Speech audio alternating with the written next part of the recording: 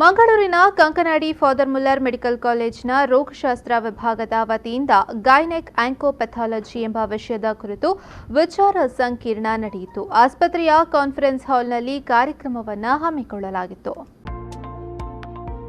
ಮಂಗಳೂರಿನ father Muller medical ಕಾಲೇಜಿನ ವತಿಯಿಂದ ಗೈನೆಕ್ ಆಂಕೋಪೆಥಾಲಜಿ ಆನ್ ಅಪ್ಡೇಟ್ ಎಂಬ ವಿಷಯದ ಕುರಿತು ವಿಚಾರ ಸಂಕಿರಣವನ್ನು ಹಮ್ಮಿಕೊಳ್ಳಲಾಗಿತ್ತು.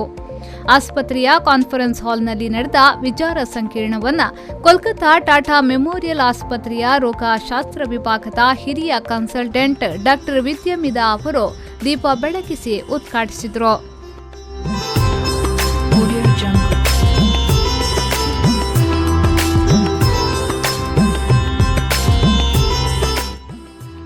ಬಳಿಕ ಮಾತನಾಡಿದ ಅವರು, ಪ್ರತಿಯೊಬ್ಬರ ಜೀವನದಲ್ಲೂ ಶಿಕ್ಷಕರು ಹಾಗೂ ಹೆತ್ತವರು ಮುಖ್ಯ ಪಾತ್ರ ವಹಿಸಿಕೊಳ್ಳುತ್ತಾರೆ. ಕಲಿಕಾ ಮನೋಭಾವನೆಯನ್ನ ಎಲ್ಲರೂ ಮೈಗೂಡಿಸಿಕೊಳ್ಳಬೇಕು. ಆ ಮೂಲಕ ಶಿಕ್ಷಕರಿಗೆ ಗೌರವ ಸಲ್ಲಿಸಬೇಕು ಎಂದು ಹೇಳಿದರು. I'm a proud Mullerian and I have always carried the basics that I have learned and I have built on it in my present practice. When I was in 2008, Dr. APJ Abdul Kalam had visited the hospital and he had said two very important people are there in your lives. I never forgot that. Your parents and your primary school teacher.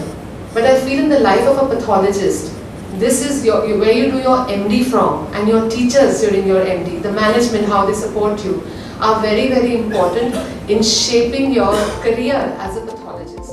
Father Muller medical ಕಾಲೇಜಿನ ನಿರ್ದೇಶಕರಾದ reverend father Ajit Menezes ಅವರು ಮಾತನಾಡಿ, ಪ್ರತಿಯೊಬ್ಬರು ಅವರವರ ಮೇಲೆ ನಂಬಿಕೆ ಇಟ್ಟುಕೊಂಡು ಕೆಲಸ ಮಾಡಬೇಕು.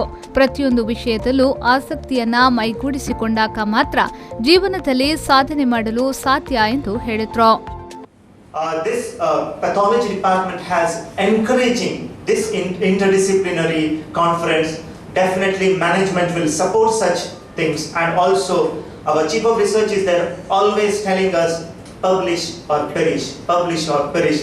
So I know that some of this, taking some of the inputs from this conference, our faculty will definitely come out with some of the research activities which is related to interdisciplinary. I conclude by presenting before you a small short story. ಕಾರ್ಯಕ್ರಮದಲ್ಲಿ father Muller medical ಕಾಲೇಜಿನ dean doctor Jayaprakash Alva, ವಿಚಾರ ಸಂಕಿರಣದ ಸಂಘಟನಾಧ್ಯಕ್ಷರಾದ doctor Jayaprakash CS, ಸಂಘಟನಾ ಕಾರ್ಯದರ್ಶಿ doctor ಆಶಿಮಯನ್ Amin ಮತ್ತಿತರರು ವೇದಿಕೆಯಲ್ಲಿ ಉಪಸ್ಥಿತರಿದ್ದರು. Nagesh Kaburu, ವಿ4 news 24/7 Mangaluru.